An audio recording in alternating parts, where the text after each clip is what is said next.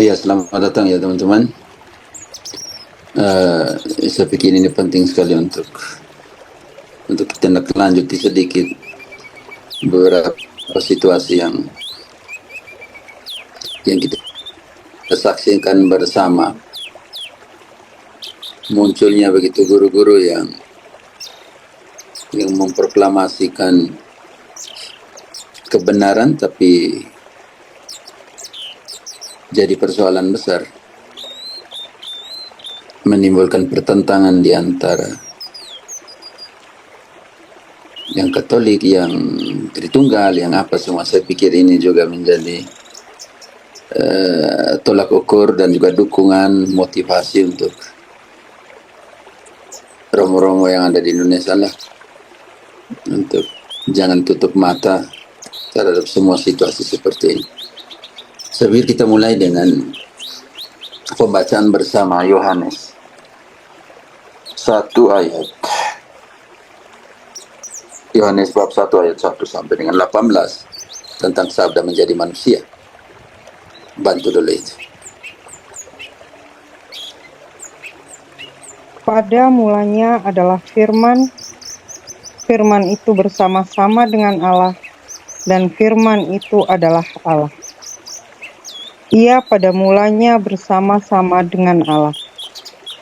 Segala sesuatu dijadikan oleh Dia, dan tanpa Dia tidak ada suatu pun yang telah jadi dari segala yang telah dijadikan.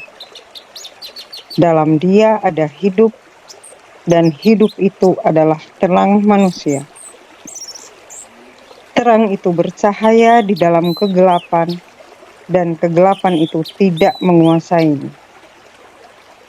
Datanglah seorang yang diutus Allah, namanya Yohanes. Ia datang sebagai saksi untuk memberi kesaksian tentang terang itu, supaya oleh Dia semua orang menjadi percaya. Ia bukan terang itu, tetapi ia harus memberi kesaksian tentang terang itu. Terang yang sesungguhnya, yang menerangi setiap orang, sedang datang ke dalam dunia. Ia telah ada di dalam dunia, dan dunia dijadikan olehnya, tetapi dunia tidak mengenalnya. Ia datang kepada pemilik kepunyaannya, tetapi orang-orang kepunyaannya itu tidak menerimanya. Tetapi semua orang yang menerimanya, diberinya kuasa supaya menjadi anak-anak Allah, yaitu mereka yang percaya dalam namanya. Orang-orang yang diperanakan bukan dari darah atau dari daging, bukan pula secara jasmani, oleh keinginan seorang laki-laki, melainkan dari Allah. Firman itu telah menjadi manusia dan diam di antara kita, dan kita telah melihat kemuliaannya, yaitu kemuliaan yang diberikan kepadanya sebagai anak tunggal Bapa, penuh kasih karunia dan kebenaran. Yohanes memberi kesaksian tentang Dia dan berseru katanya,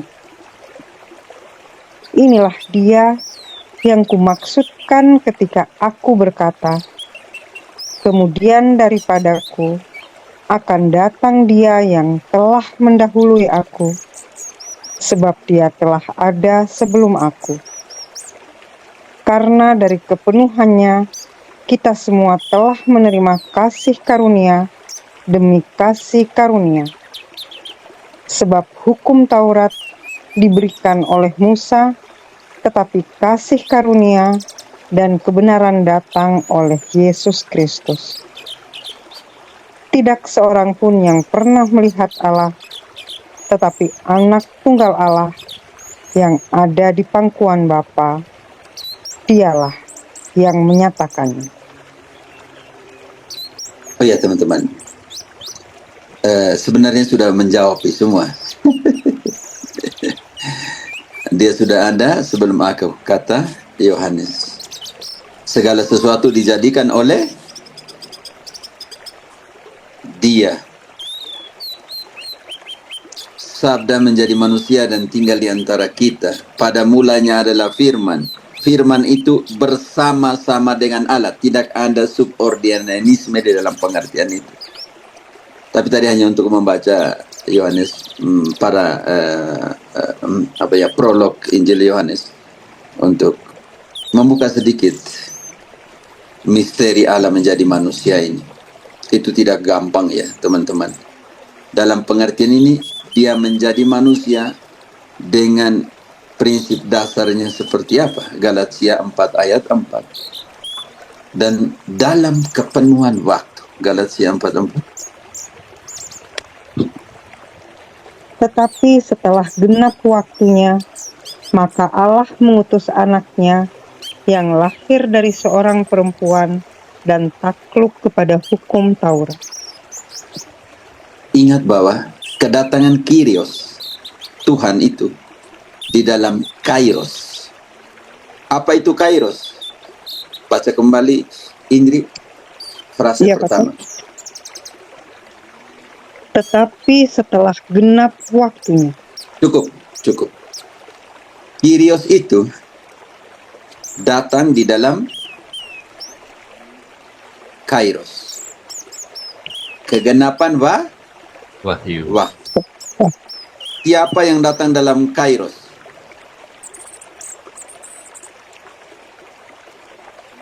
Yesus. Iya. Anak. Dua kata tadi teman-teman. Kyrios itu datang di dalam Kairos. Kairos itu kegenapan kepenuhan waktu. Waktu beramal. Siapa, kita main sedikit pakai Yunani. Siapa yang datang dalam Kairos? Kyrios. Kalian bagaimana sih? Kyrios itu Tuhan. Oke, kita bantu dulu. Supaya sedikit buka-buka wawasan sedikit. Memecahkan misteri ilahi dalam pengertian. Roma 10 ayat 9.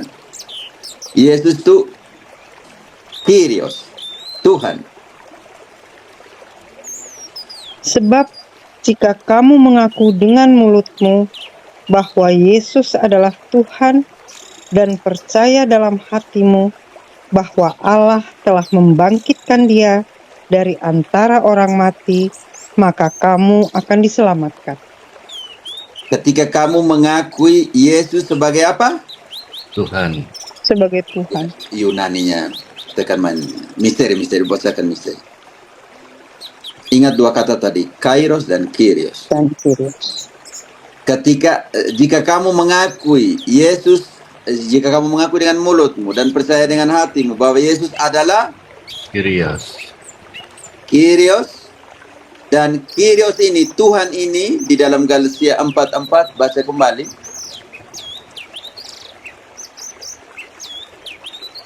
Tetapi setelah genap waktunya, maka Allah mengutus anaknya yang lahir dari seorang perempuan dan takluk kepada hukum Taurat.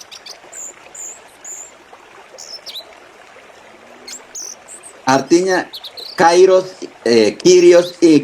ini, Tuhan itu datang di dalam Kyrios ini datang dalam Kairos. Harus mengerti itu misteri. Tuhan ini datang dalam kegenapan waktu. Setelah genap waktunya, Allah mengutus anaknya.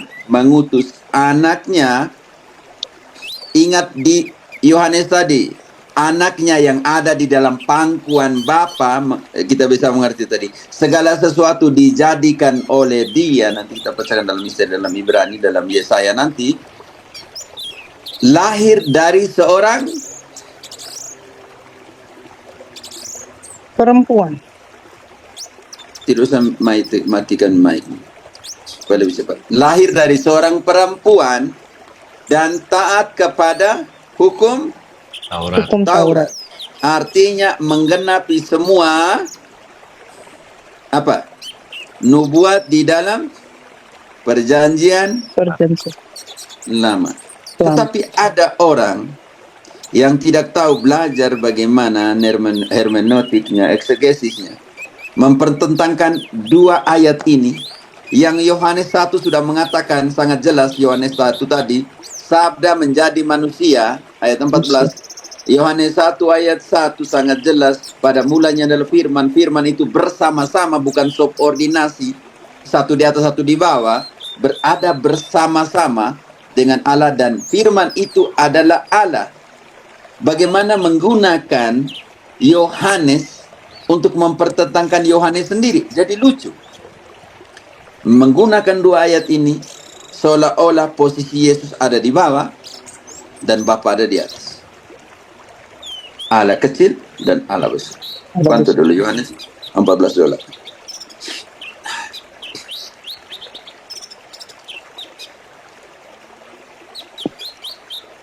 Kamu telah mendengar bahwa aku telah berkata kepadamu, aku pergi, tetapi aku datang kembali kepadamu. Sekiranya kamu mengasihi aku, kamu tentu akan bersukacita, karena aku pergi ke Bapa-Ku, sebab Bapa lebih besar daripada aku. Menggunakan terminologi Bapa lebih besar daripada aku, tetapi tanpa pemaknaan yang sesungguhnya. Ini jadi persoalan besar. Pokok persoalan ada di sini. Tidak tahu kriteria hermeneutiknya ambil dari mana dan menyimpulkan dalam kategori yang sempit. Yohanes 20 ayat 7 yang sama, mereka bilang Yesus punya Allah. Tapi kita akan analisa itu dalam pembahasan selanjutnya, teman-teman. Sedang kain peluh yang tadinya ada di kepala Yesus tidak terletak dekat kain kafan itu, tetapi agak di samping di tempat yang lain dan sudah tergulung. No. Engkau baca ayat berapa? Yohanes 20 Pater, ayat 7. Ayat 17. Lihat baik-baik di layar itu.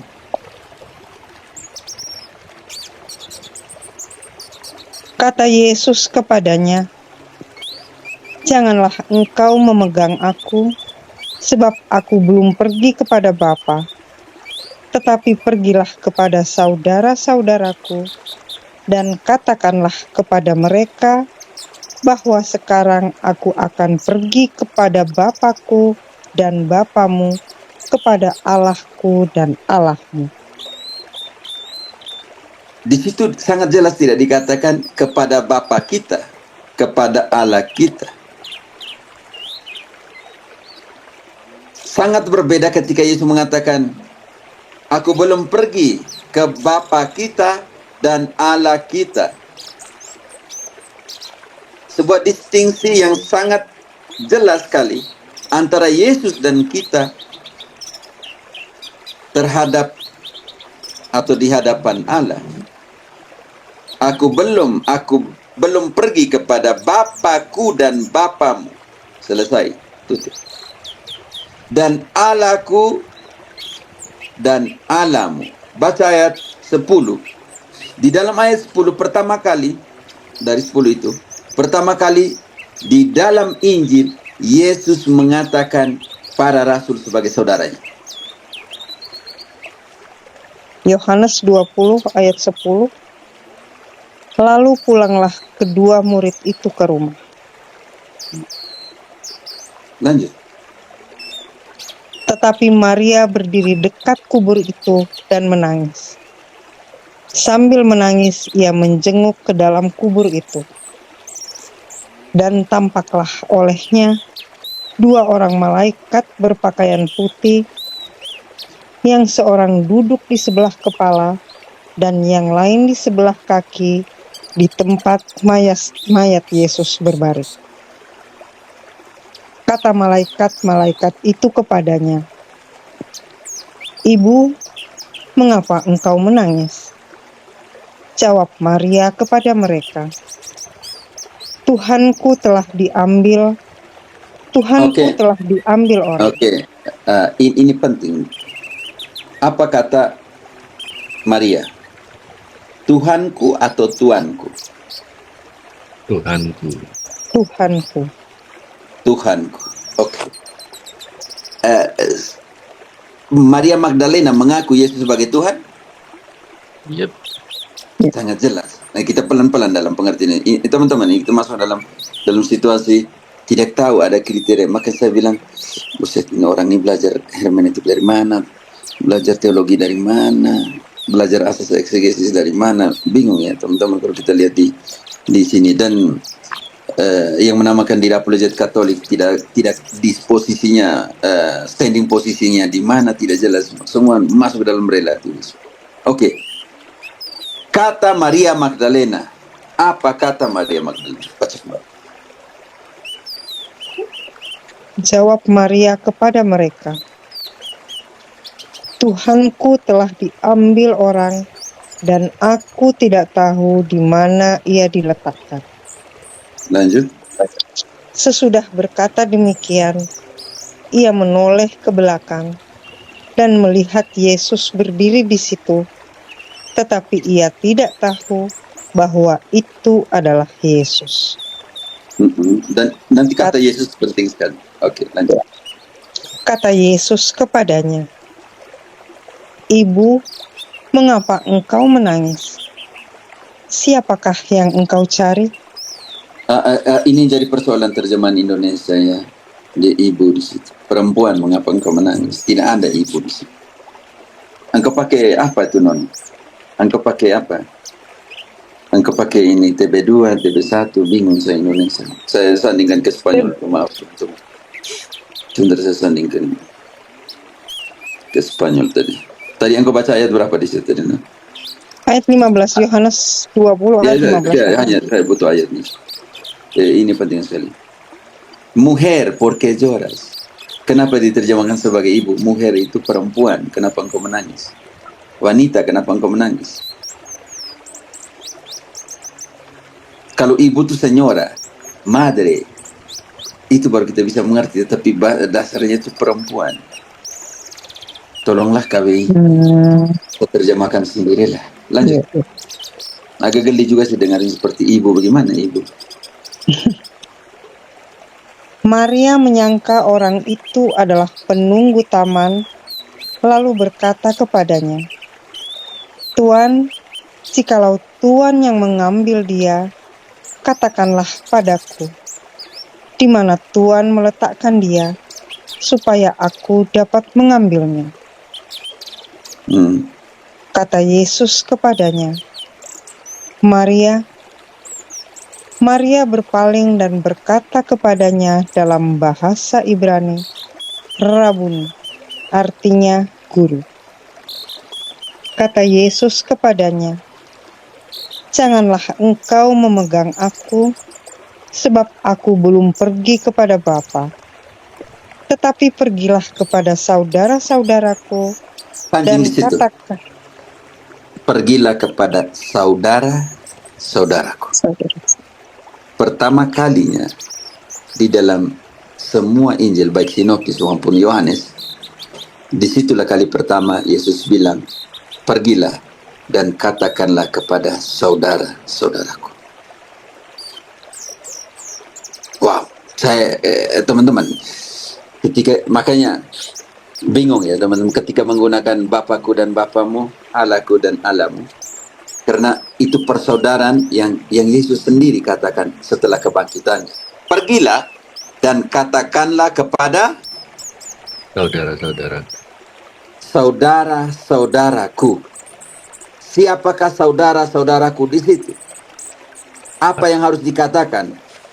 Pergilah dan katakanlah kepada saudara-saudaraku. Lanjut.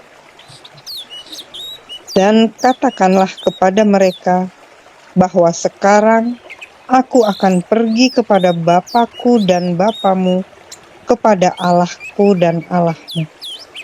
Jadi Maria Magdalena hanya pergi mengatakan kepada siapa? Murid-murid. Rasul-rasul.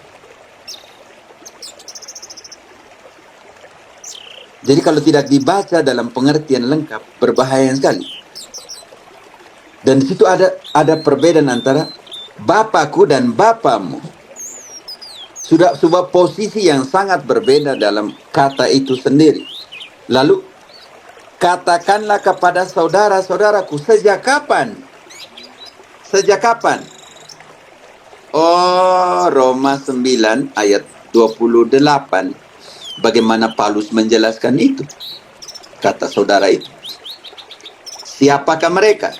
Supaya dia menjadi yang pertama, yang dipilih dari awal, yang ia kehendaki, dan semuanya.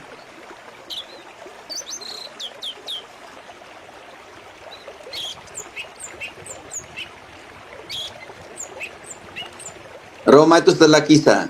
Teman-teman tolong dong. Roma 9 ayat 28, Pak. Roma 8 ayat 29. Dari 28 bacanya. Kita tahu sekarang bahwa Allah turut bekerja dalam segala sesuatu untuk mendatangkan kebaikan bagi mereka yang mengasihi Dia, yaitu bagi mereka yang terpanggil sesuai dengan rencana Allah. Sebab semua orang yang dipilihnya dari semula, mereka juga ditentukannya dari semula untuk menjadi serupa dengan gambaran anaknya, supaya ia, anaknya itu, menjadi yang sulung di antara banyak saudara. Tahan dulu. Apa kata Yesus tadi di Yohanes 20 ayat 15? Pergilah dan katakanlah kepada saudara-saudaraku, supaya dia menjadi yang sulung dari antara saudara-saudaranya. Lanjut ayatnya. Mereka yang dipilih ini,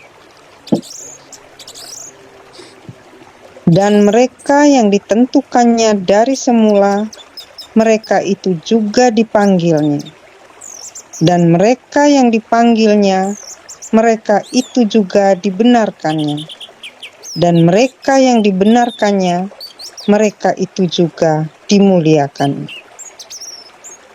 lanjut. Sebab itu, apakah yang akan kita katakan tentang semuanya itu? Cukup, tahan Jika itu.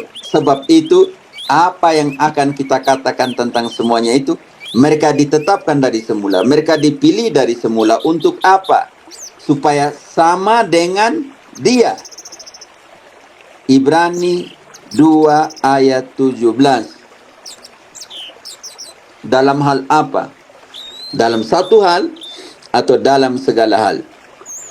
Ingat teman-teman, itu, kita bongkar semua Injil. Pertama kali Yesus mengatakan para rasul saudara itu ada di Yohanes 20 ayat 15. Selanjutnya konsentrasi 17 tentang kebangkitannya. Dia minta kepada Maria Magdalena untuk mengatakan kepada para rasul itulah bahwa mereka adalah saudara. sebabnya Sebentar, tidak saya sampai. Bahwa mereka adalah saudara-saudaranya. Karena itu dia harus disetarakan dalam berapa hal? Ibrani 2 ayat 17. Itulah sebabnya, maka dalam segala hal ia harus disamakan dengan saudara-saudaranya, supaya ia menjadi imam besar yang menaruh belas kasihan dan yang setia kepada Allah untuk mendamaikan dosa seluruh bangsa. Oke teman-teman, ini penting sekali untuk memahami skema struktur hermeneutik Yohanes 20:17. Kalau tidak memang rusak.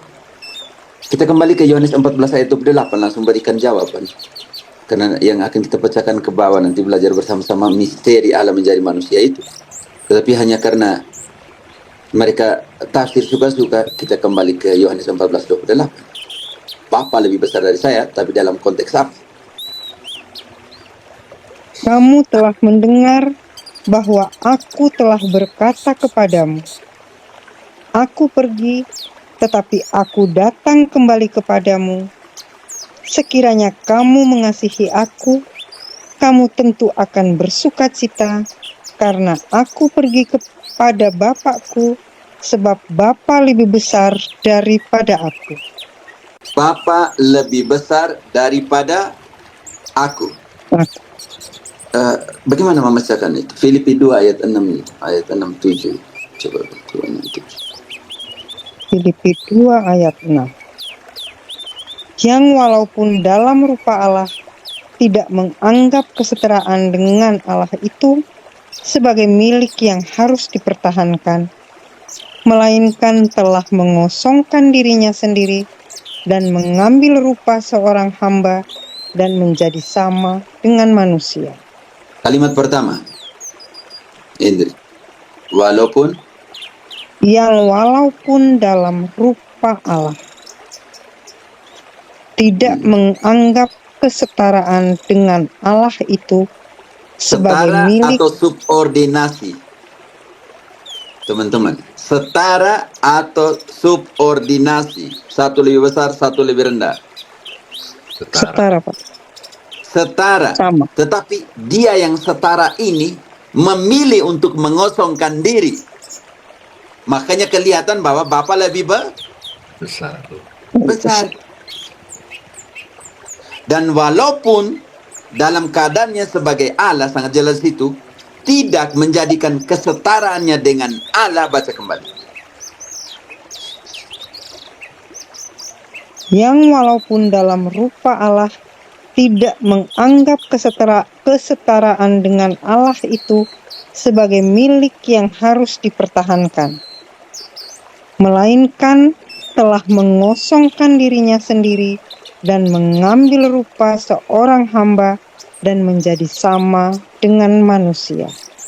Dia yang mengambil inisiatif untuk mengosongkan Diri.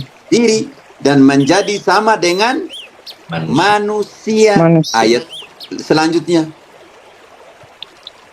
Dan dalam keadaan sebagai manusia, ia telah merendahkan dirinya dan taat sampai mati, bahkan sampai mati di kayu salib.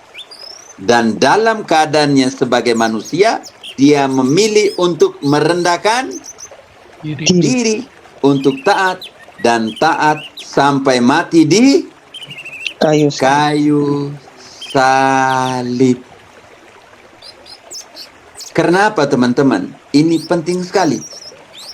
Yang tidak menganggap kesetaraannya untuk diapakan. Oke, sekarang kita lihat di dalam Yohanes 10 yang sama. Karena Yohanes menjawab semuanya, hanya karena tidak baca baik-baik, jadi persoalan tafsir suka-suka. Yohanes 10 ayat 17-18 kita akan menemukan bagaimana konsep ini. Bapa mengasihi aku, oleh karena aku memberikan nyawaku untuk menerimanya kembali. Tidak seorang pun mengambilnya daripadaku, melainkan aku memberikannya menurut kehendakku sendiri. Aku berkuasa memberikannya dan berkuasa mengambilnya kembali. Inilah tugas yang kuterima dari Bapakku. Oke. Baca kembali pelan-pelan. Sangat jelas di Baik, situ. Bapa mengasihi aku, oleh karena aku memberikan nyawaku untuk menerimanya kembali. Tahan dulu. Aku sendiri yang memberikan nyawaku untuk menerimanya kembali. Dan sekarang ayat selanjutnya, tidak ada seorang pun yang mengambilnya. Tidak seorang pun mengambilnya daripadaku, melainkan aku memberikannya menurut kehendakku sendiri. Tahan dulu. Aku memberinya menurut kehendakku Sendiri. Lanjut. Aku memberinya menurut kehendakku sendiri. Aku berkuasa memberikannya dan berkuasa mengambilnya kembali. Aku berkuasa memberinya dan aku juga berkuasa untuk mengambilnya kembali. Karena dia Tuhan, di dalam dia kepenuhan Tuhan itu ada. Lanjut. Inilah tugas yang kuterima dari Bapa. Karena itu di dalam tubuhnya, di dalam jasmaninya berdiam apa? Kolose 2 ayat 9. Sebenarnya sudah selesai dengan pernyataan Kolose 2:9. Mau lanjut Sebab ke teman-teman? dalam Ini Kolose 2:9 menutup semua nih sebenarnya. Oke. Kan saya bilang, Sebab- persoalan kecil anak macam kotoran di kuku saya untuk jelaskan ini. Katolik juga buat. Tidak ada polemik seperti tapi sangat jelas. Oke. Sebab di dalam dialah berdiam secara jasmania seluruh kepenuhan kealahan. Sebab di dalam dialah, dalam tubuh jasmaninya, berdiam secara penuh kealahannya. Titik, selesai. Mana subordianisme di situ? Jimmy, kita cukup atau lanjut? Sudah selesai dengan Kolose 2. Ayat 9 sudah tutup semua. Tapi kita nanti lihat pelan-pelan. Mengapa ajaran ini penting? Doktrin ini membuat, ini sedikit Tritunggal Maha Kudus, tapi saya sentuh sedikit. Doktrin ini membuat wahyu Allah kepada manusia melalui Yesus Kristus definitif. Keluaran 33 ayat 20.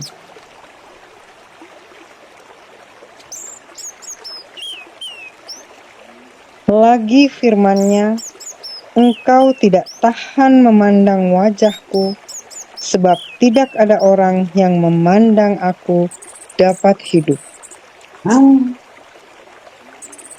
Dengan datangnya Yesus, manusia bisa memandang siapa? Allah. Allah. Dan tidak Tidak mati. mati. Karena di dalam teologi biblis orang perjanjian lama, siapa yang memandang Allah akan Mati. mati. Tetapi di dalam pewahyuannya, Allah menjadi manusia dan tinggal di antara kita. Yohanes 1 ayat 14.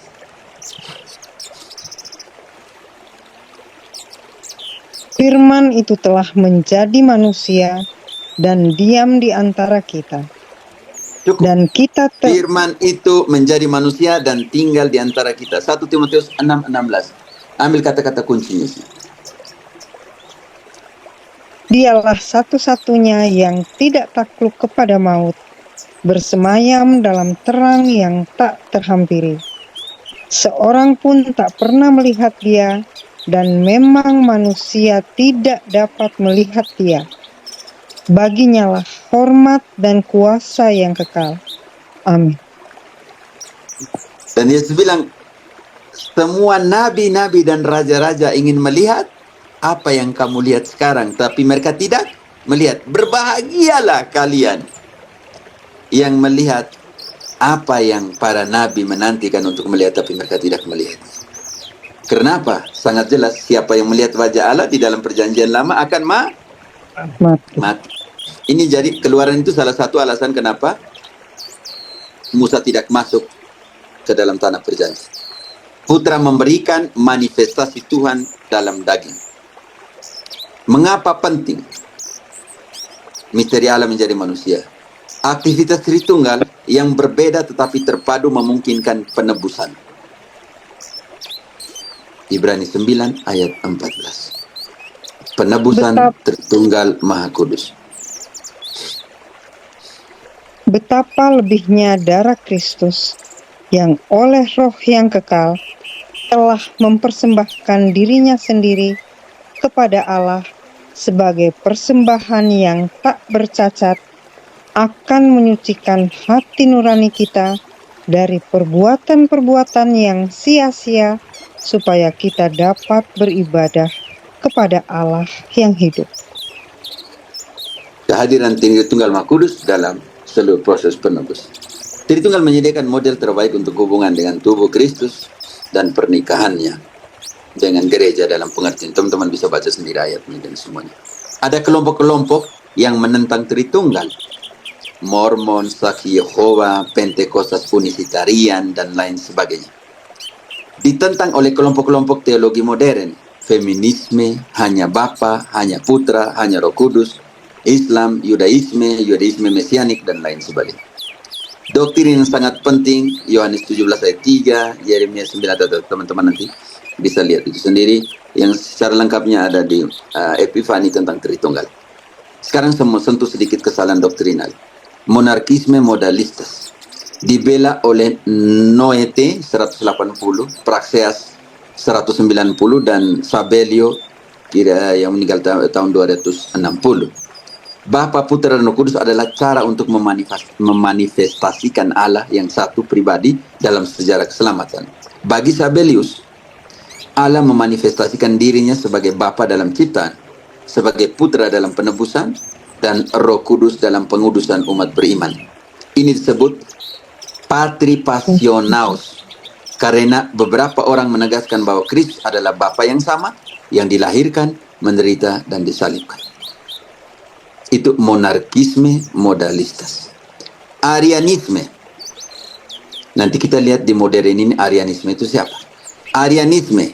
Arius menyangkal generasi kekal di dalam Tuhan karena ia menerapkan konsep generasi material.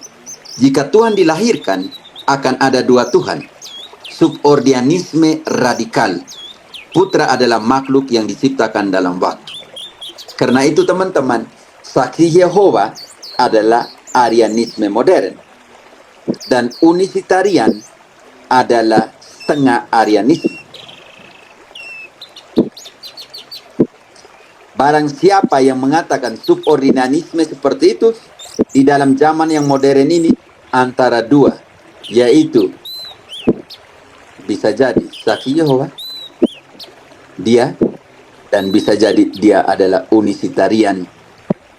Karena saksi Yehova adalah Arianisme modern, unisitarian adalah setengah dari Arianisme. Triteisme, tiga Allah. Monarkisme adopsionistas. Theodotus dari Bizantium akhir abad kedua. Kristus adalah seorang pria yang menerima dinamis atau kekuatan ilahi pada saat pembaptisannya. Pada saat itulah dia diangkat Allah sebagai anaknya. Dia adalah anak Tuhan melalui pengangkatan dalam pembaptisan. Sekarang, subordinasionisme. Meletakkan putra di bawah Bapa sampai menyangkal keilahian putra. Teman-teman bisa melihat siapakah mereka di zaman modern ini. Yang semuanya sudah dianatemakan oleh gereja. Dalam konsilinya, dalam semua perjuangan menentang doktrin-doktrin yang keliru seperti itu, yang menentang sampai dengan keilahian dari Yesus itu sendiri. Kalian tahu dari kesalahan doktrinal ini siapa yang sedang mengulanginya kembali. Teman-teman, karena itu misteri Allah menjadi manusia, marilah kita pecahkan sama-sama. Perjanjian baru adalah kegenapan dari perjanjian lama. Maka misteri Allah itu harus dipecahkan di dalam perjanjian lama sebagai tolak ukur penggenapannya di dalam perjanjian baru. Allah merevelasikan dirinya dalam perjanjian lama melalui siapa? Ibrani 1:1.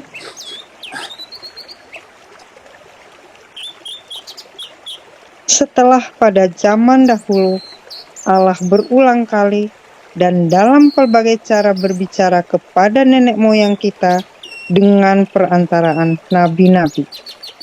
Sekarang kita pecahkan di situ. Bagaimana, teman-teman, bagaimana dalam proses itu mereka sudah pelan-pelan mempersiapkan jalan untuk misteri Allah menjadi manusia itu. Mulai dengan Yesaya 9 ayat 6.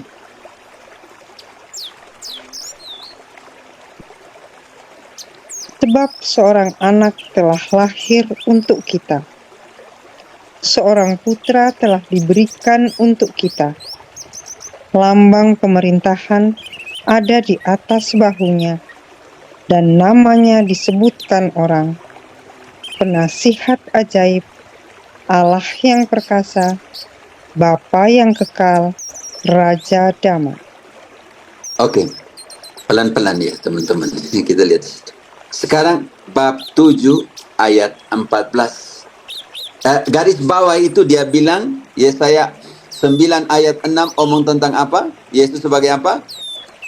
Tuhan yang kuat. Allah yang perkasa. Dan Allah yang perkasa ini nanti akan lahir dan dia dinamakan Allah yang seperti apa? Yesaya 7 ayat 14. Sebab itu Tuhan sendirilah yang akan memberikan kepadamu suatu pertanda. Sesungguhnya seorang perempuan muda mengandung dan akan melahirkan seorang anak laki-laki, dan ia akan menamakan dia Immanuel. Immanuel artinya apa teman-teman?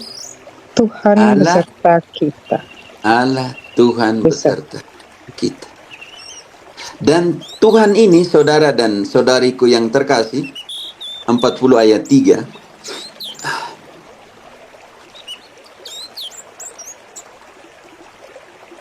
Ada suara yang berseru-seru, persiapkanlah di padang gurun jalan untuk Tuhan, luruskanlah di padang belantara jalan raya bagi Allah kita.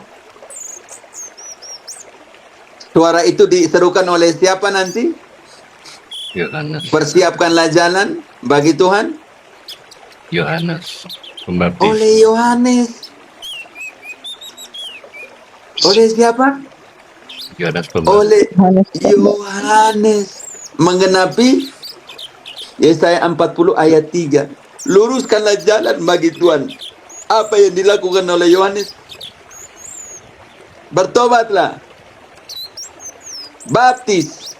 Mengaku dosa. Karena kita lagi mempersiapkan jalan bagi siapa? Begitu. Bagi Tuhan. Yahweh. Di situ di dalam Yesaya di Yahweh. Dan ketika Yohanes menerima Yesus untuk dibaptis, Yohanes bilang apa? Jangan Tuhan. Jangan. Engkaulah yang harus membaptis saya. Kata Yesus, kita harus menggenapi apa yang dikatakan oleh semua nubuat. Dan siapakah Yesus di dalam Yesaya itu? Pencipta. Awal dan akhir. Alfa dan Omega. Yesaya 48 ayat 12 sampai 16. Aduh kenapa nih? Semua pilih kan?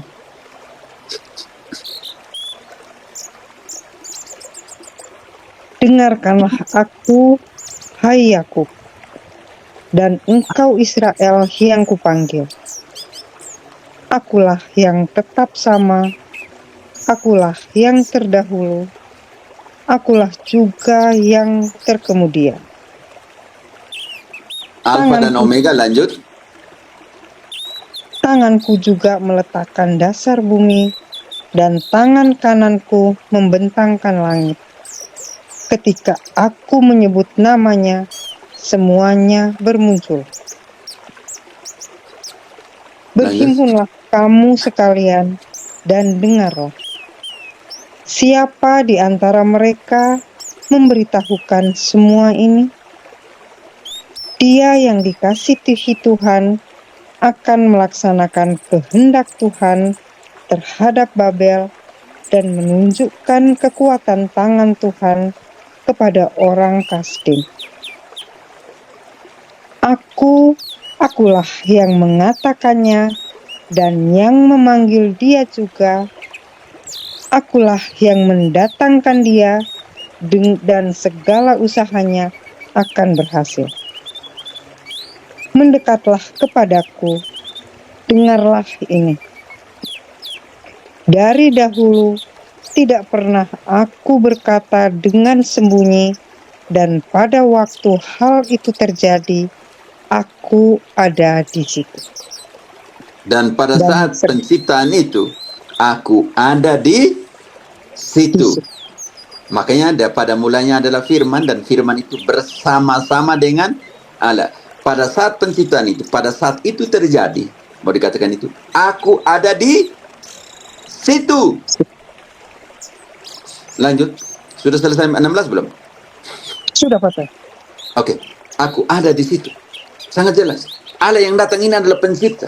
Maka harus dipersiapkan jalan bagi dia. Karena yang kita akan terima adalah Tuhan. Bukan main-main. Bagaimana para nabi ini tadi, Allah pada saat zaman nenek moyang kita berbicara kepada nenek moyang kita melalui para nabi. Maka kita harus bongkar misteri Allah ini yang akan dipenuhi di dalam perjanjian baru. Sudah Allah nubuatkan di dalam perjanjian lama. Bagaimana mereka berbicara tentang Allah ini yang akan menjadi manusia. Yesaya 7 ayat 14 sangat jelas. Emmanuel, Allah beserta kita, Tuhan beserta kita, yang lahir dari seorang perempuan, mengandung dan melahirkan. Mana ada perawan yang mengandung dan melahirkan? Karena itu keperawanan Maria adalah tanda kemasiasannya Kristus. Yeremia 23 ayat 5 dan 6. Dia omong tentang apa? Tuhan itu apa? Sesungguhnya waktunya akan datang. Demikianlah Sesungguhnya, firman tahan dulu. Waktunya akan datang. Bukan omong pada saat itu. Waktunya akan datang. Demikianlah firman Tuhan, bahwa aku akan menumbuhkan tunas adil bagi Daud. Ia akan memerintah sebagai raja yang bijaksana dan akan melakukan keadilan dan kebenaran di negeri. Lanjut. Dalam zamannya Yehuda akan dibebaskan. Cukup semua. Aku baca kembali ayat itu, penting. Mesias adalah seorang raja. 5-6, Nona. Sesungguhnya waktunya akan datang. Demikianlah firman Tuhan, bahwa aku akan menumbuhkan tunas adil bagi Daud.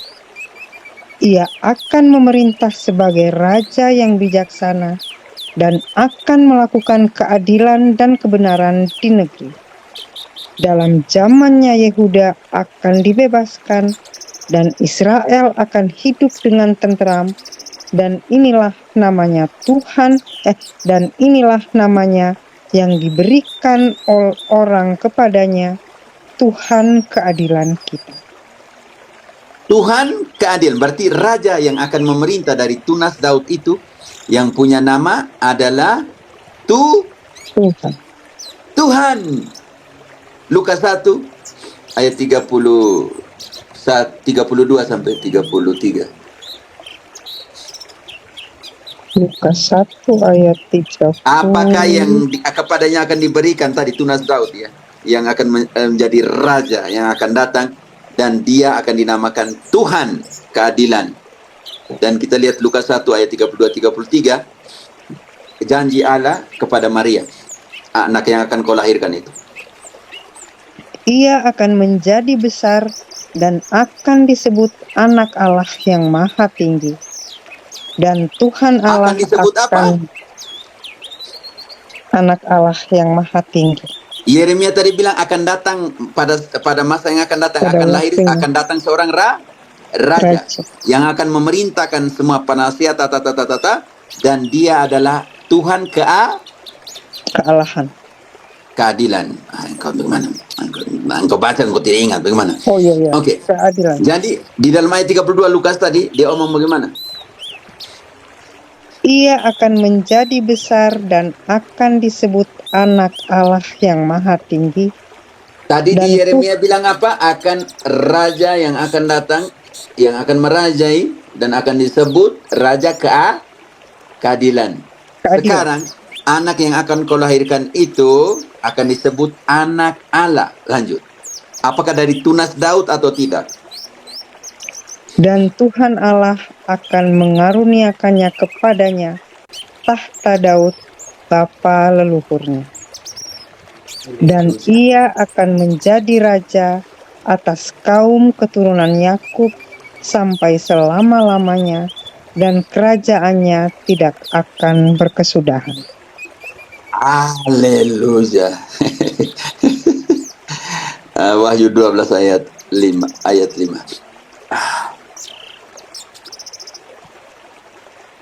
Maka ia melahirkan seorang anak laki-laki yang akan mengembalakan semua bangsa dengan gada besi. Tiba-tiba anaknya itu dirampas dan dibawa lari kepada Allah dan ke tahtanya. Haleluya. Raja atau tidak raja? Teman-teman, raja atau tidak raja? Raja. Raja, Pak. Dan raja itu adalah Tuhan keadilan. Baca kembali Yeremia 23 ayat 6-nya. Dari 5 dibaca kembali, teman-teman. Tolonglah saya kalau kalian diam-diam saya rasa malas untuk mengajar. Yeremia 23 ayat 6. Dari 5. Dia seorang Sesungguhnya, raja dan raja itu akan menamakan Tuhan keadilan. sesungguhnya waktunya akan datang. Demikianlah firman Tuhan, bahwa aku akan menumbuhkan tunas adil bagi Daud. Ia akan memerintah sebagai raja yang bijaksana dan akan melakukan keadilan dan kebenaran di negeri. Dalam zamannya Yehuda akan dibebaskan dan Israel akan hidup dengan tentram, dan inilah namanya yang diberikan orang kepadanya, Tuhan keadilan kita. Yesus adalah raja dalam Lukas tadi, dalam Wahyu, dalam perjanjian baru. Kerajaanku bukan dari dunia ini. Pergi dan wartakanlah kerajaan Allah sudah dekat. Yesus raja, raja adil, dan raja ini adalah Tuhan. Iya. Ini menjadi persoalan. Dan dia yang Mesias ini kekal atau tidak kekal? Mika 5 ayat 2.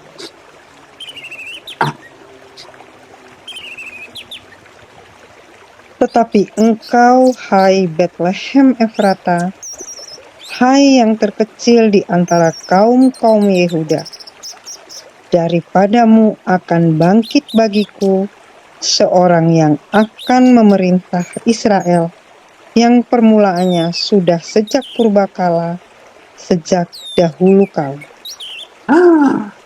Akulah Alfa dan Omega. pada mulanya ada firman, dan firman bersama-sama dengan Kita. Allah. Bagaimana kita? Allah. Dia Allah maksudnya. Tangan kananku yang membentangkan bumi. Dan ketika semuanya terjadi, penciptaan itu, aku ada di situ. Yesaya 48, 12-16. Kita belum baca Ibrani 2 nih. 1 ayat 2. Yesaya 28. Sudah tadi. Sudah. Sudah. Jangan lagi. Lihat yang di daftar ini. Terusan kembali. Hanya mau menegaskan. Bethlehem, engkau bukan yang terkecil. Engkau akan menjadi besar. Karena di situ akan lahir dia yang sudah ada sejak Duduk. awal. Awal. Bagaimana engkau bilang subordinasi di situ? Dia sudah ada sejak awal. Makanya yang pencinta, yang pendukung, yang di sana yang tidak jelas itu guru yang lahir dari mana itu, hati-hati.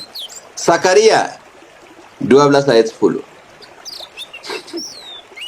Dia adalah siapa? Aku akan mencurahkan roh pengasihan dan roh permohonan atas keluarga Daud dan atas penduduk Yerusalem, dan mereka akan memandang kepada Dia yang telah mereka tikam, dan akan meratapi Dia, lanjut. dan akan meratapi Dia seperti orang meratapi anak tunggal, dan akan menangisi Dia dengan pedih seperti orang menangisi anak sulung. Baca kembali bagian awalnya. Aku akan mencurahkan roh pengasihan dan roh permohonan atas keluarga Daud dan atas penduduk Yerusalem. Lanjut. Dan mereka akan memandang kepada Dia yang telah mereka tikam, dan akan meratapi Dia seperti orang meratapi anak tunggal, dan akan menangisi Dia dengan pedih seperti orang menangisi anak sulung. Dan dia adalah anak tunggal Anak tunggal Allah. Allah. Digenapi Yohanes 19 ayat 37. Mereka menikam lambungnya.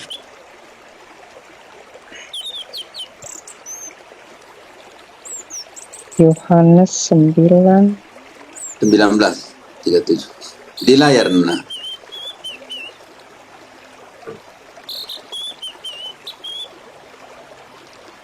Jawab 19 orang ayat Yahudi. 19 ayat 37.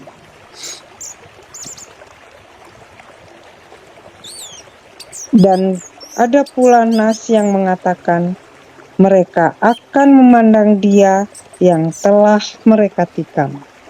Haleluya, menggenapi Zakaria 12:10. Zakaria 14:34. Bagaimana kalau Allah lahir? Mana? Zakaria Kalau support 14. bagaimana? Jangan dibuat pembodohan. Kemudian, Sebentar, Nona. ya, Jangan buat Pak pembodohan doktrinal seperti itu. Angkut rem dulu sampai selesai. Kalau sama si koma jangan. Kalau bilang oke, baca baru baca. Supaya jangan terpotong-potong di dalam di live nanti di YouTube. Oke, Yohanes. Apa tadi? Zakaria 14 ayat 3.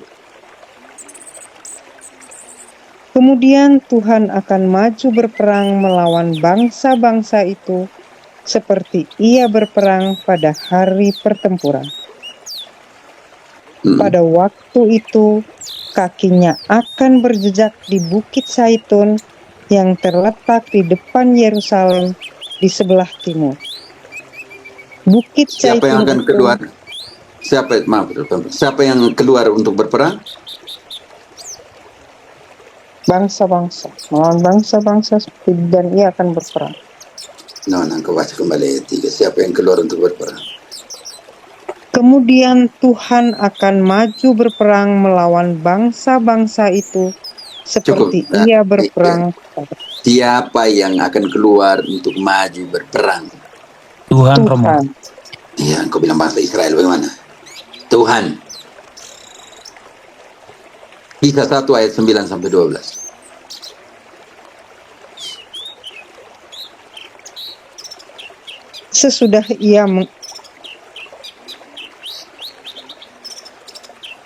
Sesudah ia mengatakan demikian, terangkatlah ia disaksikan oleh mereka, dan awan menutupnya dari pandangan mereka.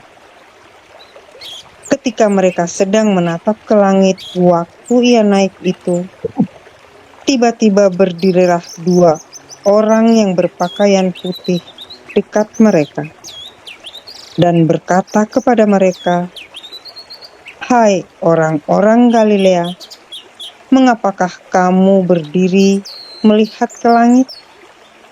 Yesus ini yang terangkat ke sorga, meninggalkan kamu, akan datang kembali dengan cara yang sama seperti kamu melihat dia naik ke sorga."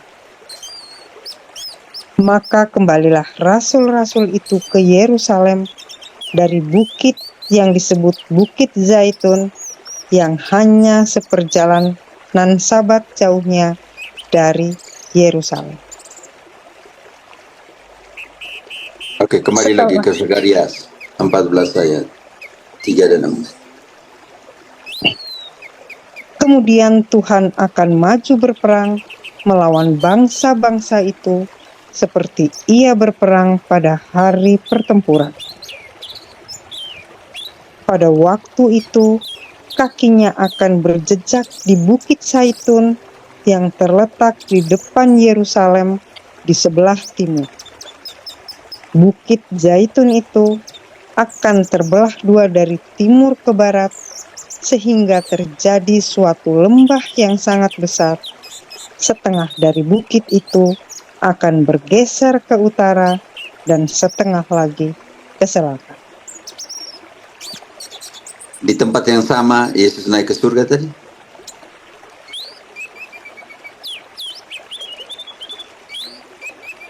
Di Bukit Zaitun, Romo.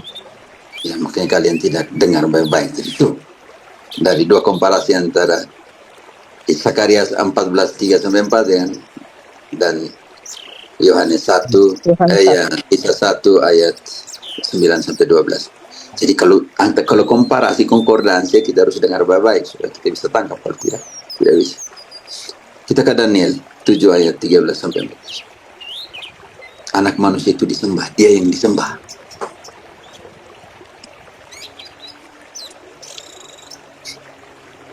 Aku terus melihat dalam penglihatan malam itu, tampak datang dengan awan-awan dari langit, seorang seperti anak manusia. Datanglah ia kepada yang lanjut usianya itu, dan ia bawa ke hadapannya. Lalu diberikan kepadanya kekuasaan dan kemuliaan dan kekuasaan sebagai raja. Maka orang-orang dari segala bangsa, suku bangsa, dan bahasa mengabdi kepadanya. Kekuasaannya ialah kekuasaan yang kekal, yang tidak akan lenyap, dan kerajaannya ialah kerajaan yang tidak akan musnah. Ingat tadi, kerajaannya tidak akan musnah atau musnah di dalam Lukas 1 tadi. Kepada dia diberikan kekuasaan atau tidak? Kepada anak manusia itu Diberikan kekuasaan. segala bumi dan semua penghuninya menyembah dia. Gelar yang sama digunakan oleh Yesus dalam Markus 14 ayat 62.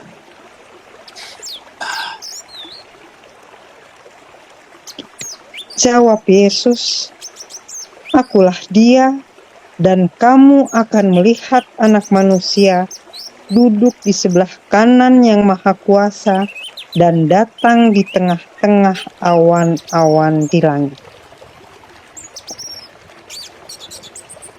Tipologi yang ada di Daniel.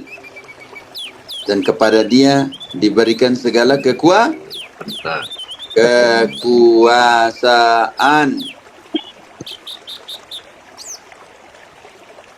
Lanjut.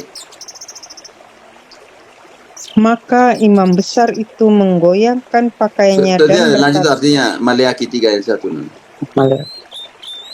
Tadi sudah dibaca semua. Hanya mau buat para nabi bagaimana mempersiapkan anak yang akan datang itu, dia yang akan datang itu Tuhan. Bukan yang itu yang kita mau tekankan di situ. "Lihat, aku menyuruh utusanku supaya ia mempersiapkan jalan di hadapanku.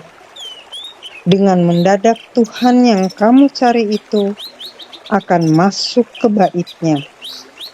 Malaikat perjanjian yang kamu kehendaki itu, sesungguhnya ia datang. Firman Tuhan semesta alam." Tuhan sendiri yang akan masuk ke dalam baitnya, ke dalam rumahnya. Ini jadi persoalan besar ya teman-teman. Dan siapakah bait Allah itu? Runtuhkanlah bait Allah ini, maka saya akan mendirikannya di dalam 3 hari. 3 hari, Romo. Orang Yahudi bilang kami ini 46 tahun bangun. Tapi Yesus bilang dia itu bait Allah sendiri, dia. Kamu runtuhkan, saya akan bangkit dalam 3 hari. hari. Dan bait suci itu, bait Allah itu sudah ada di mana? Wahyu 11 ayat 19.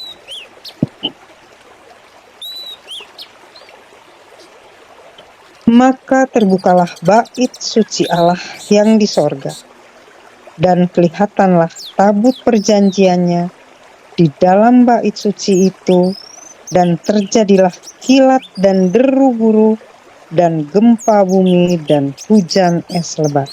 Mau katakan Yesus sudah ada di mana? Bait Allah itu sudah ada di mana? Di surga. Selesai.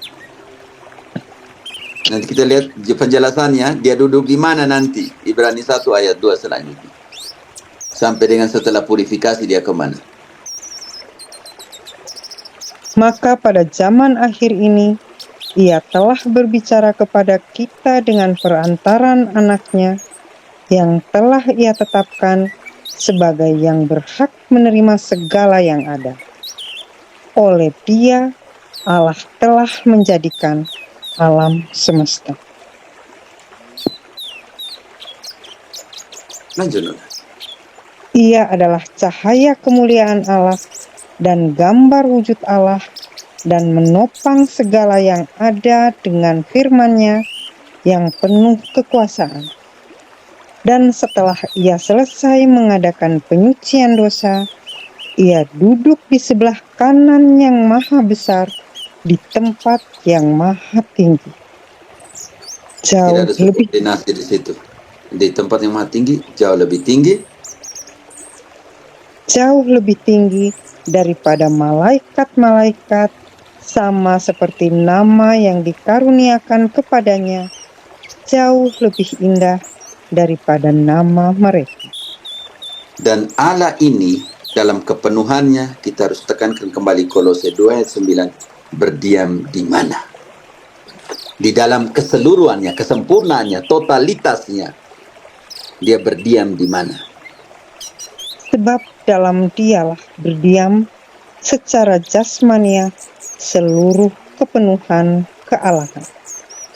Di dalam tubuhnya berdiam Allah secara utuh.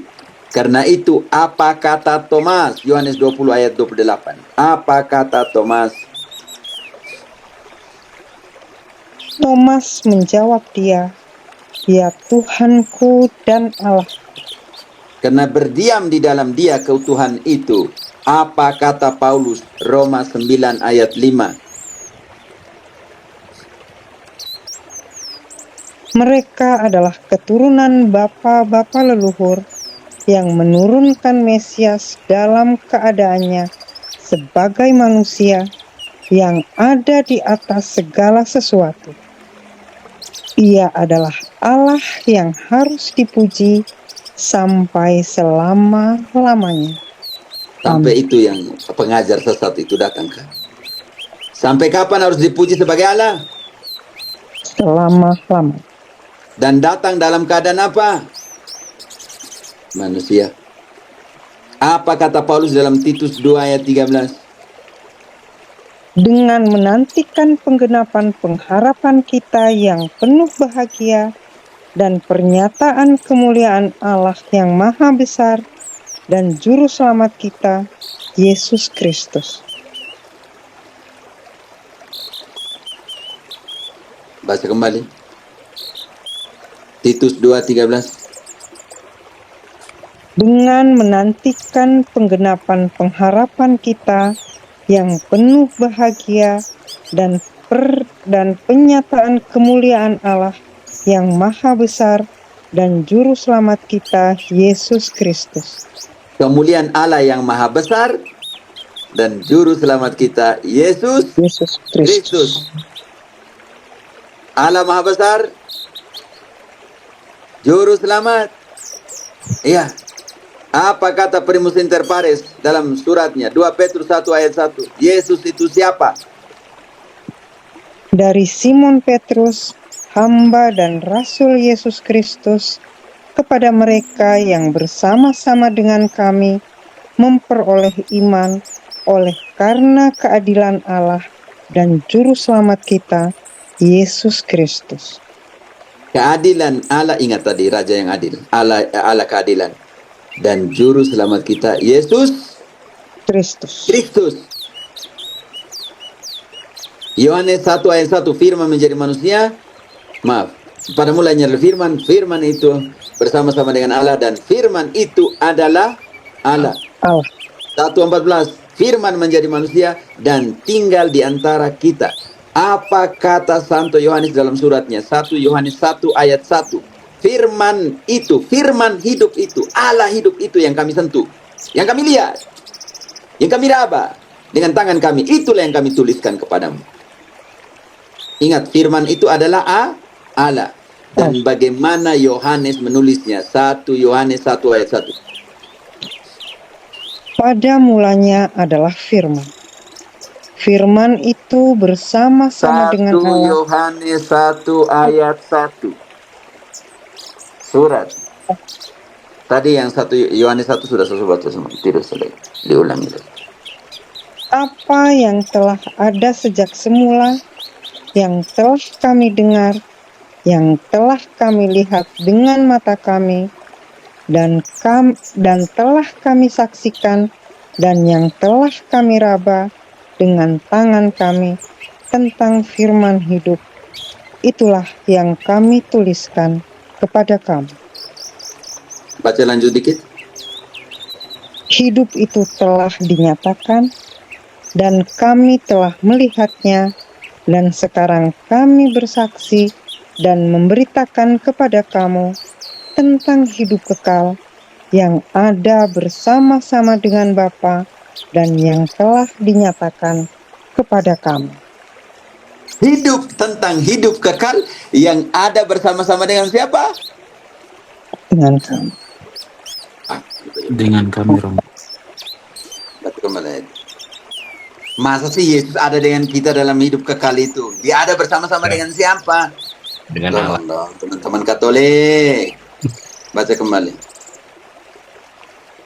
Hidup itu telah dinyatakan, dan kami telah melihatnya, dan sekarang kami bersaksi dan memberitakan kepadamu tentang hidup kekal yang ada bersama-sama dengan Bapa dan yang telah dinyatakan kepada kami. Hidup kekal itu, Yesus itu yang hidup kekal itu. Akulah hidup, ada bersama-sama dengan siapa sejak awal mula? Kan Bapak. Sama-sama dengan Dengan Bapa. Bapa. Makanya Yohanes 1 ayat 1 baru dibaca di sini. Tapi firman hidup itu, Allah hidup itu yang kami raba dengan tangan kami, yang kami lihat dengan mata kami, itulah yang kami tuliskan kepadamu. Maka sekarang baca Yohanes 1 ayat 1.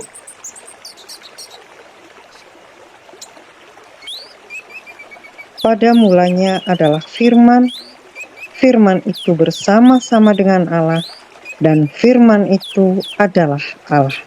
Dan firman itu adalah Allah yang kami lihat dengan mata kami sendiri, yang kami pegang raba dengan tangan kami sendiri, itulah yang kami tuliskan kepada kamu, yaitu tentang hidup kekal itu yang sejak semula sudah berada bersama dengan siapa? Bersama Bapa. Bapa. Dan Allah itu yang kami tuliskan itu, yang kami raba itu, jadi apa? Ayat 14-nya. Firman itu telah menjadi manusia dan diam di antara kita, dan kita telah melihat kemuliaannya, yaitu kemuliaan yang diberikan kepadanya sebagai anak tunggal Bapa, penuh kasih karunia dan kebenaran. Ingat tadi Daniel 7 ayat 13-14 dibaca kembali. Anak manusia atau tidak yang diberikan segala kekuasaan itu anak tunggal Bapa yang telah kita baca tadi. Sekarang kita kembali ke Daniel 7 ayat 13-14. Aku terus melihat dalam penglihatan malam itu, tampak datang dengan awan-awan dari langit seorang seperti anak manusia. Datanglah ia kepada yang lanjut usianya itu, dan ia dibawa ke hadapannya. Lalu diberikannya kepadanya kekuasaan dan kemuliaan, dan kekuasaan sebagai raja. Maka orang-orang dari segala bangsa, suku bangsa, dan bahasa mengabdi kepadanya. Kekuasaannya ialah kekuasaan yang kekal, yang tidak akan lenyap, dan kerajaannya ialah kerajaan yang tidak akan musnah. Semuanya itu teman-teman tergenapi di dalam Yesus atau tergenapi setengah saja. Tergenapi Seperti yang semua. dikatakan oleh Tergenapi. pengajar-pengajar yang muncul di internet itu. Tergenapi dalam Kristus. Secara lengkap kealahan keutuhannya yang tinggal di dalam tubuh jasmaninya. Yap. Kolose 2 ayat 9 tadi sudah kita baca sama-sama. Sekarang kita bongkar atribut kealahannya. Para rasul mengkaitkan Yesus dengan fungsi-fungsi yang dapat dilakukan oleh Allah. Pencipta, telah kita baca semua tadi ya, Kolose 1:16, bantu dulu.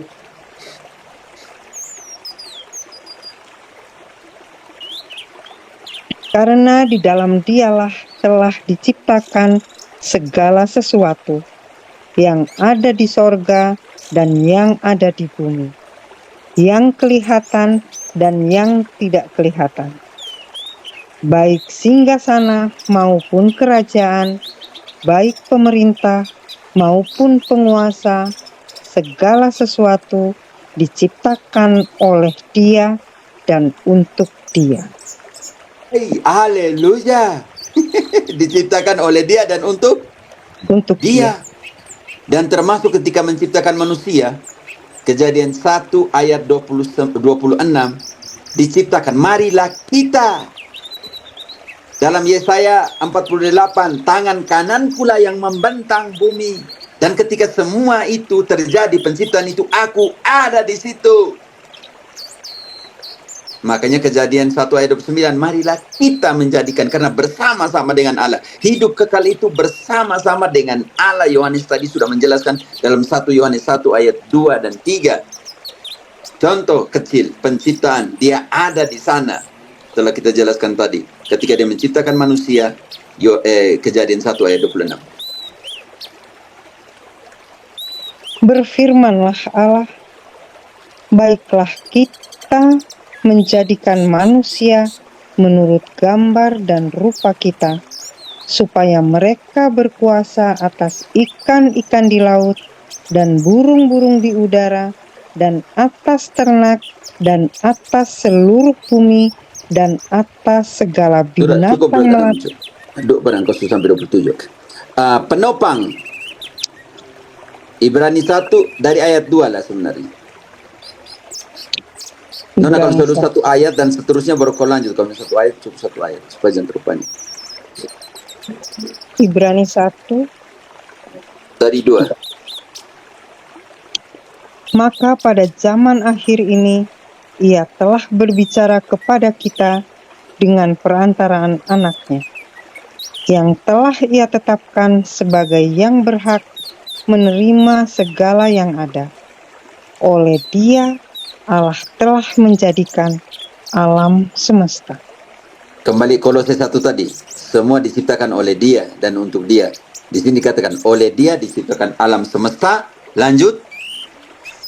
Karena di dalam Dialah telah diciptakan segala sesuatu yang ada di sorga dan yang ada di bumi, yang kelihatan dan yang tidak kelihatan, baik singgasana maupun kerajaan, baik No, pemerintah. engkau jangan lari ke atas tadi. Kau lari ke, maksudnya tetap di Ibrani, hanya komparasi dengan penciptanya. Oke. Kembali ke Ibrani. Saya tidak suruh baca Ibrani, hanya saya suruh lihat tadi di Ibrani. Saya pikir aku baca lagi. Ke ayat 3-nya tadi Ibrani. Jangan ke Kolose, kita masih Ibrani.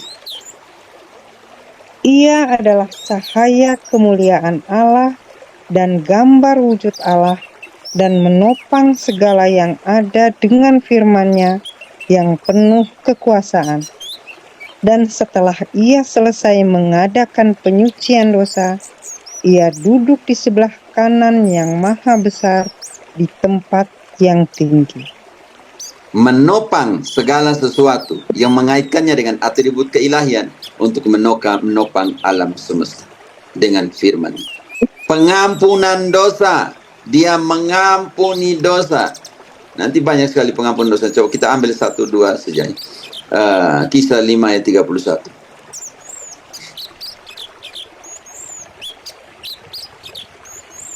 Dialah yang telah ditinggikan oleh Allah sendiri dengan tangan kanannya menjadi pemimpin dan juru selamat, supaya Israel dapat bertobat dan menerima pengampunan dosa.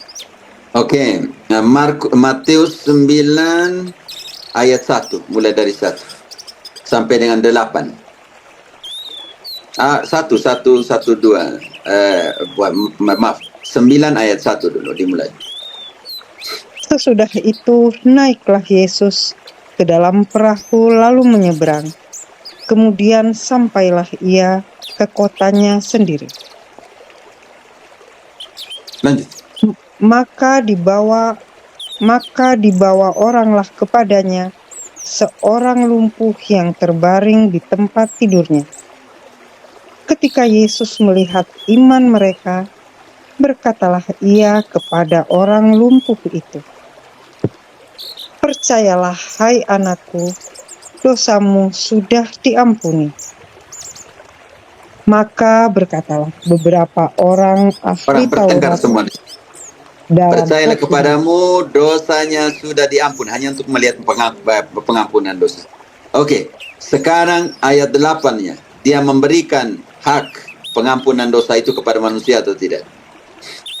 Maka orang banyak yang melihat hal itu takut lalu memuliakan Allah yang telah memberikan kuasa sedemikian itu kepada manusia. Kuasa pengampunan dosa nanti kita lihat dalam Yohanes 20 ayat 23. Barang siapa kamu ampuni dosanya, dosanya diampuni. Markus 2 ayat 7. Hanya hak prerogatif Tuhan untuk pengampunan dosa. Kalau Yesus bukan Tuhan, bagaimana dia mengampuni dosa? Dan karena dia memberikan hak prerogatif itu kepada manusia yang demikian besar, memberikan otoritas pengampunan dosa kepada manusia. Markus 2 ayat 7, kita lihat kuasanya dalam pengampunan dosa. Mengapa orang ini berkata begitu? Ia menghujat Allah. Siapa yang dapat mengampuni dosa selain daripada Allah sendiri? Oke. Dia adalah hakim terakhir. Hakim yang akan menghakimi. Kisah 10 ayat 42. Dalam peran eskatologis. Kita lihat di situ begitu banyak ayat peran eskatologis. Dan ia telah menugaskan kami memberitakan kepada seluruh bangsa dan bersaksi bahwa dialah yang ditentukan Allah menjadi hakim atas orang-orang hidup dan orang-orang mati. Roma 2 ayat 16. Untuk mereka pun yang tidak memiliki hukum Taurat, nanti siapa yang akan menghakimi? Hal itu akan nampak pada hari bila mana Allah sesuai dengan Injil yang kuberitakan akan menghakimi segala sesuatu yang tersembunyi dalam hati manusia oleh Kristus Yesus. Siapa yang menghakimi di situ? Oleh Yesus Kristus. Siapa yang menghakimi pada akhir zaman? Allah. Semuanya. Kalian di mana semua yang ada di Roma ini? Ayat itu mengatakan siapa yang akan menghakimi di akhir zaman? Kristus Yesus. Yesus Kristus. Tuhan Yesus Kristus. Yesus Matius Kristus. 16:27. Allah yang bertugas sebagai hakim diberikan hak untuk menghakimi. Sebab anak manusia akan datang dalam kemuliaan Bapanya, diiringi malaikat-malaikatnya. Pada waktu itu ia akan membalas setiap orang menurut perbuatan. Oke, nanti banyak kali. Para rasul menerapkan gelar-gelar perjanjian lama kepada Yesus sesuai dengan Yahweh. Tuhan Kyrios, Rasul Paulus dan lainnya secara konsisten menyebut Yesus Tuhan, Kyrios, yang tadi kita omong tadi. Kyrios ini datang dalam Kairos, dalam Yunani artinya Tuhan. Dalam Septuaginta terjemahan Yunani dari perjanjian lama, Kyrios digunakan untuk menerjemahkan nama ilahi Yahweh. Paulus menyatakan jika kamu mengakui dengan mulutmu dan percaya dengan hati bahwa Yesus adalah Tuhan, kamu akan diselamatkan. Roma 10 ayat 9. Aku adalah ego eimi. Banyak sekali Yesus mengatakan aku adalah semua di dalam Injil Yohanes. Perkataan Yesus di mana ia menggunakan frase ilahi aku adalah ego eimi, seperti dalam Yohanes 8:58, contoh kecil. Akulah roti yang turun dari surga, akulah jalan, akulah kebenaran, akulah hidup, akulah terang. Yohanes 8:58, contoh kecil. merujuk pada Allah dalam Keluaran 3:14. Kata Yesus kepada mereka, "Aku berkata kepadamu, sesungguhnya sebelum Abraham jadi, Aku telah ada." Aku, ego emi, aku adalah. Nanti banyak sekali. Akulah roti yang turun dari surga. Yohanes 6, contoh kecil 6 ayat 49. Yohanes 6 ayat 49.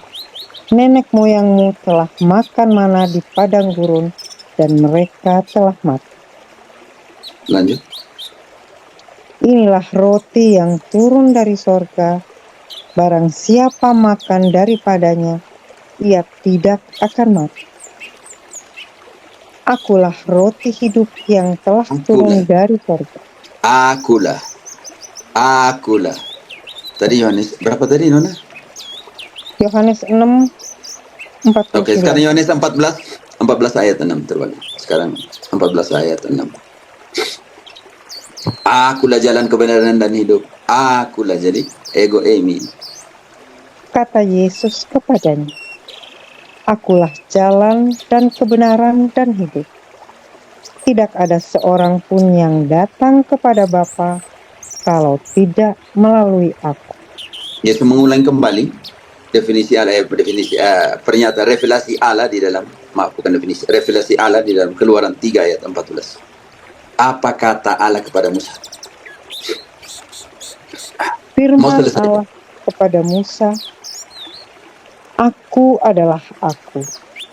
Lagi firman, "Beginilah kau katakan kepada orang Israel itu, Akulah Aku, telah mengutus Aku kepadamu." Oke teman-teman. Aku adalah. Berapa kali omong aku adalah? Aku adalah. Yesus bilang, akulah kebangkitan dan hidup. Barang siapa percaya kepadaku. Yohanes 11 ayat 25 contoh.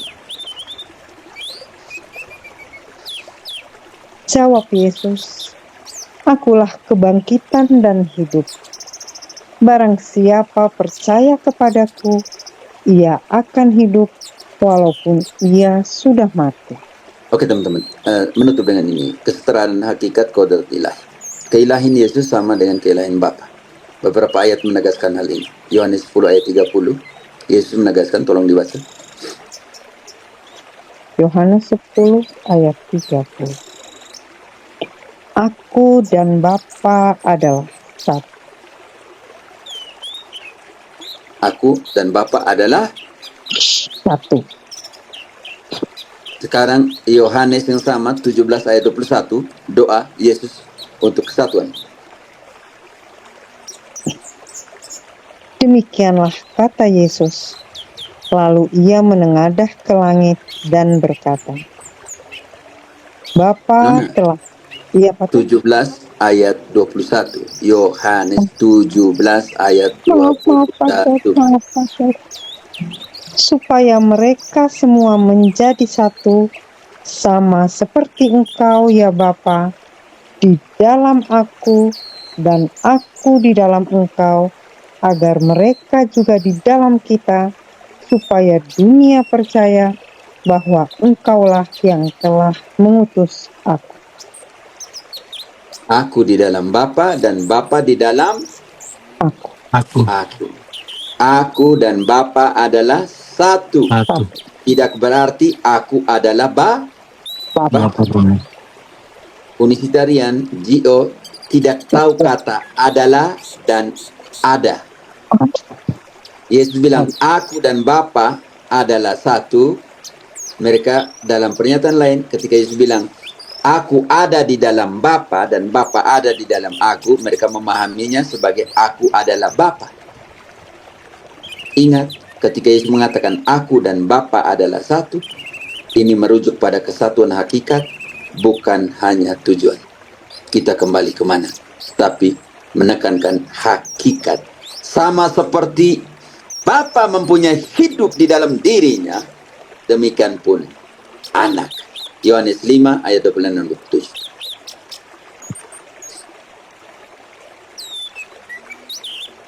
Sebab sama seperti Bapa mempunyai hidup dalam dirinya sendiri, demikian juga diberikannya anak mempunyai hidup dalam dirinya sendiri. Dan ia telah memberikan kuasa kepadanya untuk menghakimi, karena ia adalah anak manusia. Yohanes 10, 16, 17, 18, minta maaf, bukan 16. 17, 18. 17, 18. Bapa 16 mengasihi tentang 16 tentang semua Domba. gembalakan juga domba-domba yang ada di luar Domba-domba. kandang supaya mereka menjadi satu kandang dengan satu gembala. Oke. yang satu gembala. Ini mengatakan hakikatnya sama. Bapa mengasihi aku, oleh karena aku memberikan nyawaku untuk menerimanya kembali. 18 nih. Tidak seorang pun mengambilnya daripadaku, melainkan aku memberikannya menurut kehendakku sendiri. Aku berkuasa memberikannya dan berkuasa mengambilnya kembali. Inilah tugas yang kuterima dari Bapa. Maka timbullah pula pertentangan.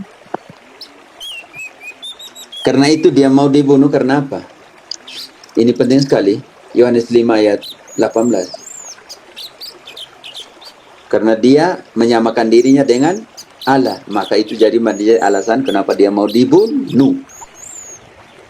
Sebab itu orang-orang Yahudi lebih berusaha lagi untuk membunuhnya, bukan saja karena ia meniadakan hari Sabat, tetapi juga karena ia mengatakan bahwa Allah adalah Bapanya sendiri dan dengan demikian menyamakan dirinya dengan Allah.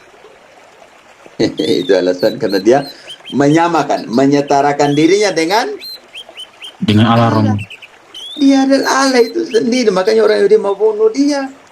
Oke, Filipi 2 ayat 6 tadi kita baca untuk menutupi kembali Filipi 2 ayat 6 dengan Kolose 2 ayat 9 untuk melihat secara jelas dalam kitab suci kodrat ilahi, kesetaraan hakikat antara Bapa dan Putra dan Roh Kudus. Nanti kita namanya atribut keilahian, teman-teman bisa lihat di bukan hanya soal Bapa dan Putra tapi juga Roh Kudus dalam atribut keilahian yang sudah diwahyu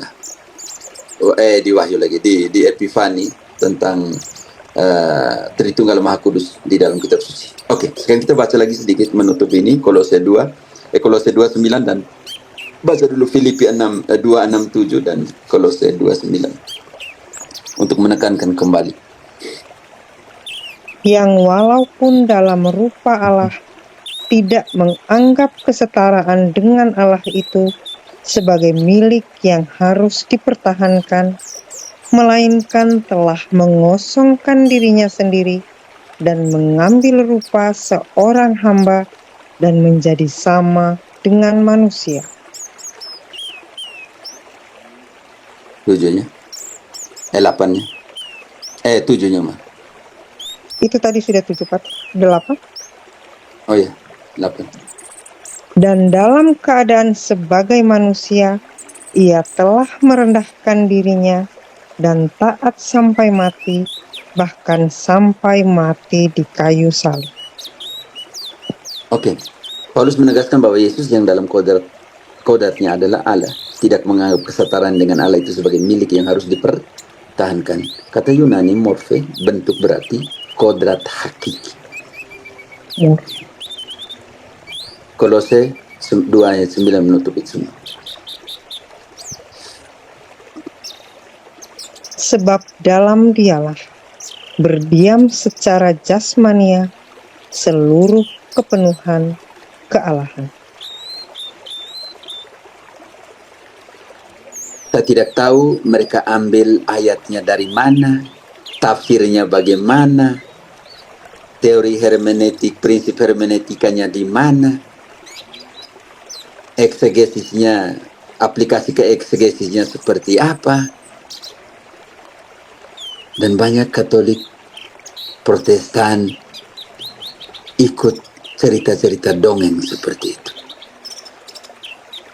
Bagi saya sebuah pukulan berat untuk kekatolikan yang tidak jelas, relativisme, tidak panas, tidak dingin. Pokoknya ada rame di sana, dia ke sana. Ada sepi, ke sini dia menghilang. Ada formasi, tidak ikut. Lalu cari guru-gurunya untuk menyenangkan telinganya. Ay, enak, benar, betul.